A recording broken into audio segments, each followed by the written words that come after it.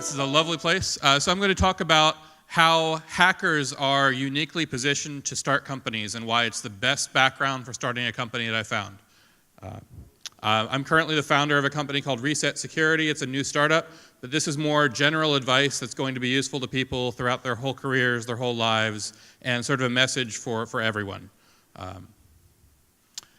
So it really is the best background that I've found. I've met people from a lot of different backgrounds around the world, and I found that people are in business. It's lots of different diverse backgrounds are successful, but hackers are really the group of people that I found that when they go into business and they enjoy it and they get to work on something that they're excited to work on, that they find interesting, they generally do exceptionally well, and it's a great path forward.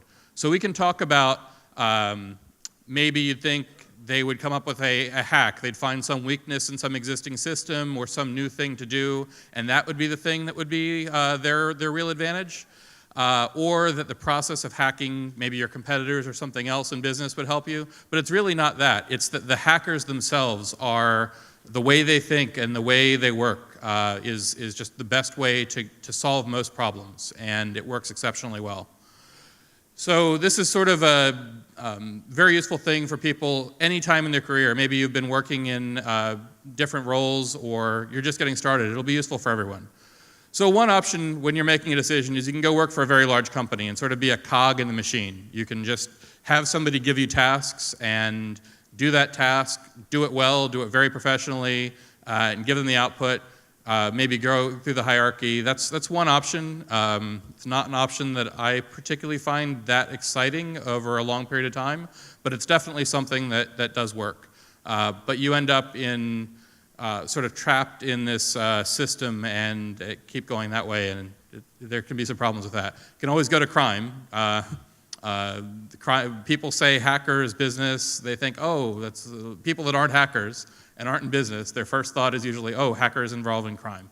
Doesn't make any sense because we've seen like the ransomware stuff where people were releasing ransomware. They were causing billions of dollars in damage and making very small amounts of money on it.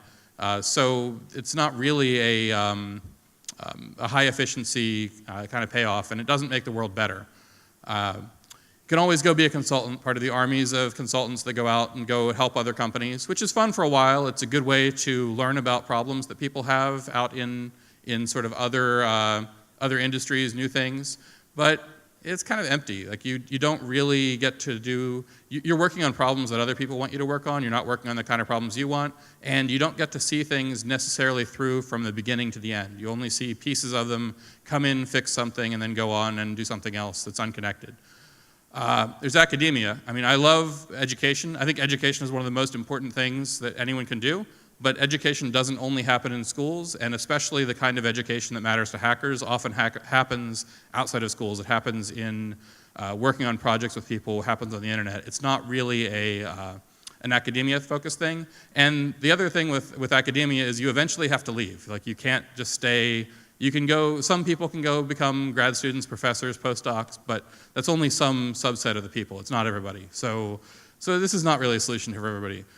Bug bounties are this exciting solution. So you could be a researcher that just goes and finds exciting exploits and vulnerabilities, reports them to companies, fixes them, gets paid a bounty, sort of piecework. It has a lot of advantages. You get to work from anywhere. You get to work on interesting problems that you pick yourself. But it has some disadvantages that you're always sort of reacting. You're not getting to build anything that you get to really own yourself. So the thing that I find most exciting is actually using the hacker background to build a startup.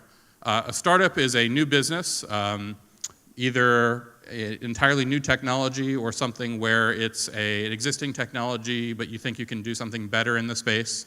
I mean, people have done driving cars around for a long period of time, but Uber sort of revolutionized that and the same kind of things. Startups are very exciting. They have ups and downs, probably lots of little ups and then a few big downs, but eventually, on balance, they work out pretty well. So it's an exciting thing, and talk about why hackers are such a great background. So how I got interested in technology and how I sort of became a hacker.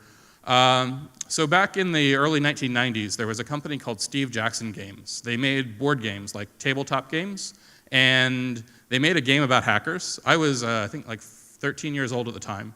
This company made a game about computer hackers. It was just a game, a board game, and US law enforcement decided they're going to raid this company because they were involved in some sort of criminal enterprise. So it was hacker hysteria turned up to 11 because they weren't even, there was nothing involving a computer here. It was actually drawn by hand. So it was pretty crazy. And this is what led to the foundation of the EFF organization and a lot of sort of cyber libertarian organizations in that side.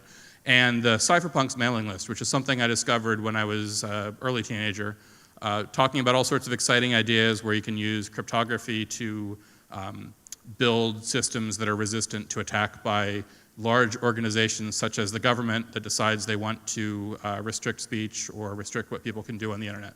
So it's sort of an interesting position to be a teenager who doesn't really have any power, that discovers that there is mathematics you can do that are resistant against the greatest efforts of every country in the world combined for millions of years. So it's an exciting concept for that, and I sort of continued learning about that and continued working on it over time.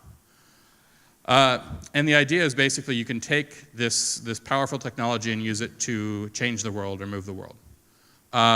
So over a period of time, I started a bunch of companies, sold a couple of them, traveled around the world, did stuff, and I learned a different lesson at each of these companies. It's crazy to do the same thing over and over again and expect a different result, but it's also crazy, in my opinion, to do the same thing over and over again anyway. You should try to do new things. So first thing I did, I did go to college. I went to MIT in the US, and I worked on the wearables group. So everyone else was looking for sort of undergrad jobs they could do and things they could work on. Working in the cafeteria was actually the highest paid job on campus, and I didn't do that because it would be boring. So instead, I found a research job with a professor, or a grad student at the time, Steve Mann, who's one of the most amazing people I've ever met. He was the inventor of wearable computing. So he, in the 1970s, even before this, would wear a head-mounted cathode ray tube and a 5-watt radio transmitter and an aircraft landing light and walk around cities using a strobe light to illuminate buildings. So Steve Mann worked on these wearable computing, so this is something that's actually worth seeing. It's amazing technology, glasses, head-mount displays, battery packs, everything else. And the key lesson there is you want to work on really interesting problems. If you're solving a problem, if you're working on something, make sure it's something that if you are successful solving it, you actually learn something and it's worthwhile. It's not exciting to work on easy problems that are easy to solve all the time. And you want to be around smart people. The advantage of universities, more than anything else, is they bring lots of really smart people into the same place. And they don't have as structured a deadline or anything as a company does, so you're not under as much critical pressure to get certain things done. And really awesome stuff happens. So Unix came out of universities. Basically lots of awesome stuff has happened, just sort of incidental. Next thing I did after that, so I had the problem in America, unlike Ukraine, university is entirely 100% funded by the student, and I didn't have the money to pay for this. It was something like $40,000 a year, and I didn't have the money. So I was running out of money, and at the same time, really interested in electronic cash. Basically a predecessor of Bitcoin from the 1980s. And I spoke at a conference back then while I was not able to pay my tuition, trying to decide if I should go get a job or something. And the founders of a company called eGold were in the audience, and they said, oh, if you and this other speaker go and start the company you were just talking about, then we'd be happy to fund it. And we did it the next week. It was pretty awesome. This is blinded cryptocurrency technology. It still is relevant today. It's privacy protecting everything else. Very simple, works perfectly. It's a little bit different than Bitcoin and other blockchain systems because it's centralized rather than a fully decentralized system. But it's also permissionless, so anyone can create a new currency. So it's a different system, but I would still say better than what we have today, created by David Chaum. One of the challenges I had, though, was this was in the 1990s when the US had crazy regulations to prevent people from exporting certain kinds of software. Cryptographic software was regulated as a weapon in the US at the time and in much of the world. So as a US citizen, I wasn't allowed to write software and make it available on the internet for people. And being a hacker, there was sort of a solution to this. The rules were that you weren't allowed to write software in a machine-readable format. So what we did is we found a convenient Caribbean island, Anguilla, and had a hybrid team of US and non-US people where the US people could write an academic paper, publish it on the internet so that up to 50 people, or at least 50 people, had access to read it.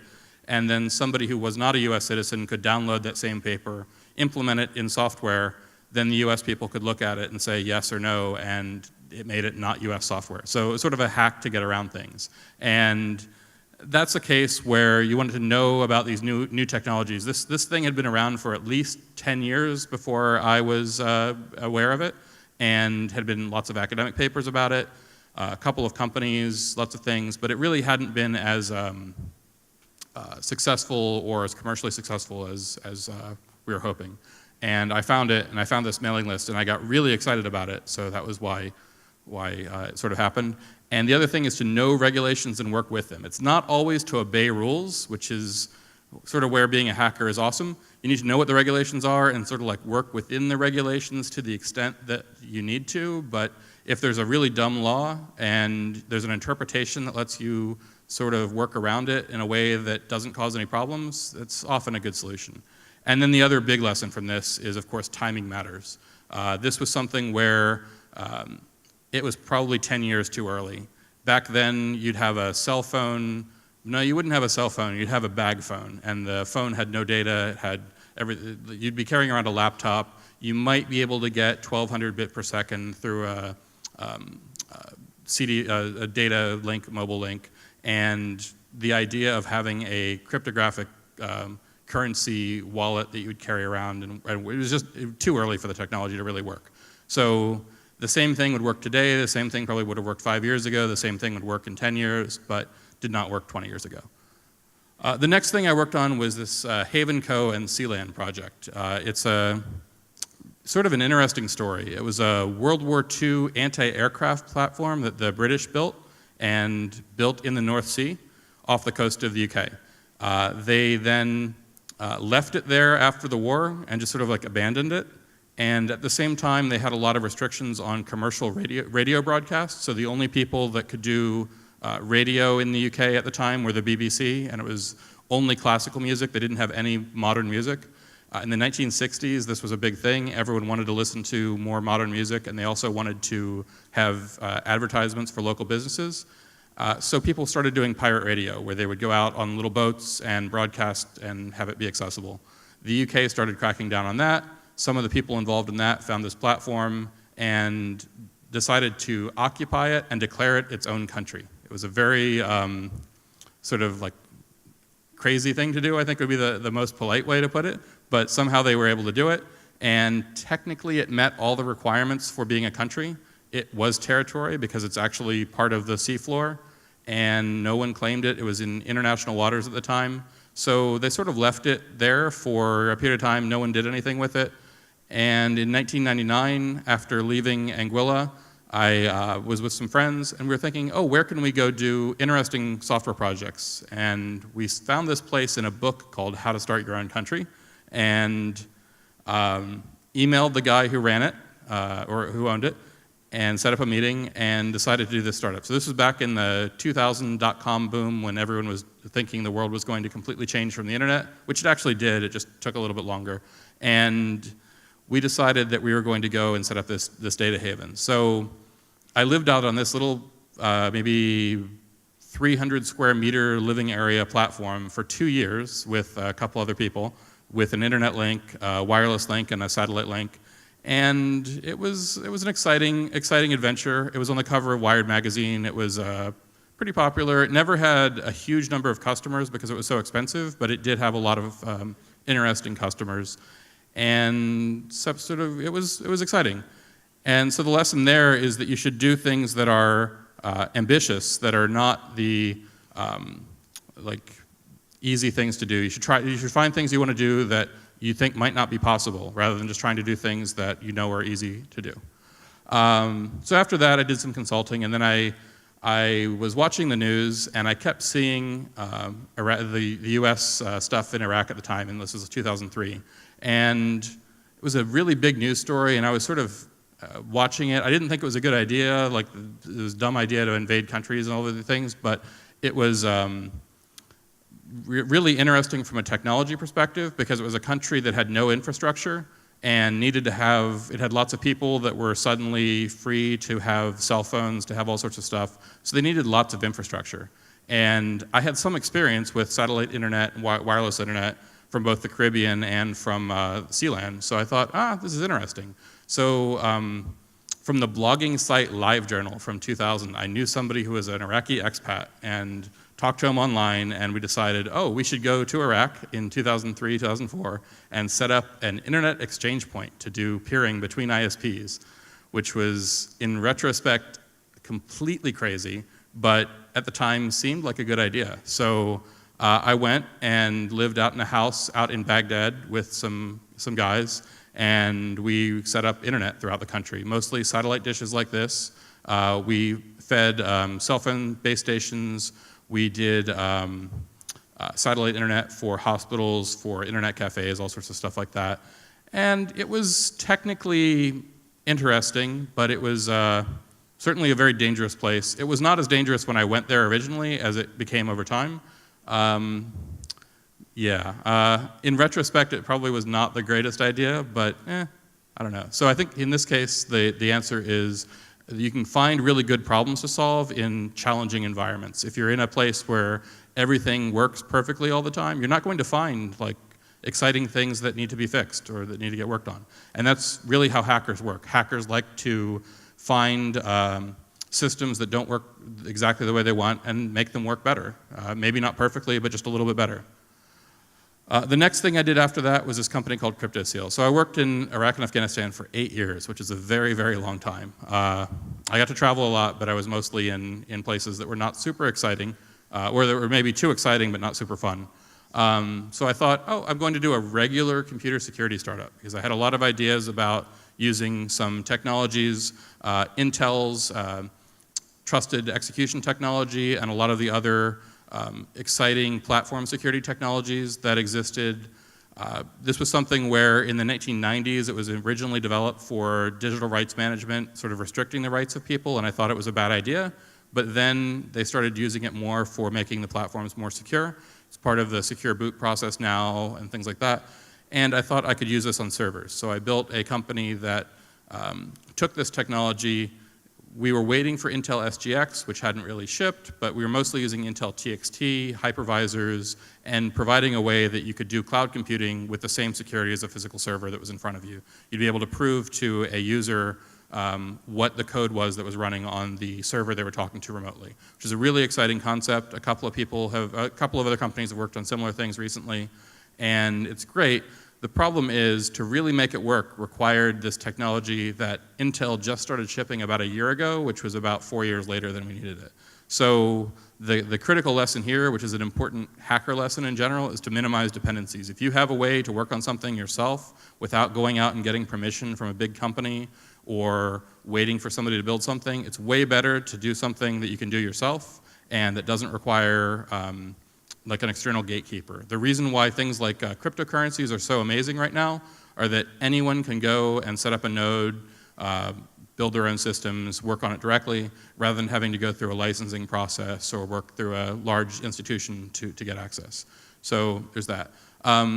This was a successful technology, but not really a marketplace success, so I ended up selling this company. And selling a company is an interesting thing. It's in the process of, most technology companies, especially most security companies, do end up getting, they either fail or they get bought by a company. The number of companies that remain standalone companies that go public or just continue existing is pretty low in computer security. That generally there's more value in having a company be part of another company or part of a collection of companies. So this is sort of a normal outcome. And it was an interesting process for me. It was the first time I'd really sold a company. Luckily, I sold it to Cloudflare, which is a very sort of forward-thinking company in internet security. I knew some of the founders, and it was a good place. So I sold CryptoSeal to Cloudflare, and then ended up working at Cloudflare for 2 years and had an amazing time learning about a lot of things there. Cloudflare is a network company that does performance and security for websites, very popular all over the world. Also popular because it's free for a lot of services, so just like blockchain is free to innovate, you can be a customer for this for free. So it ends up with an interesting collection of customers.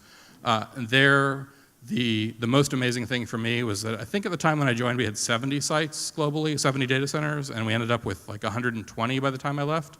And that was just a scale that I'd not worked on before.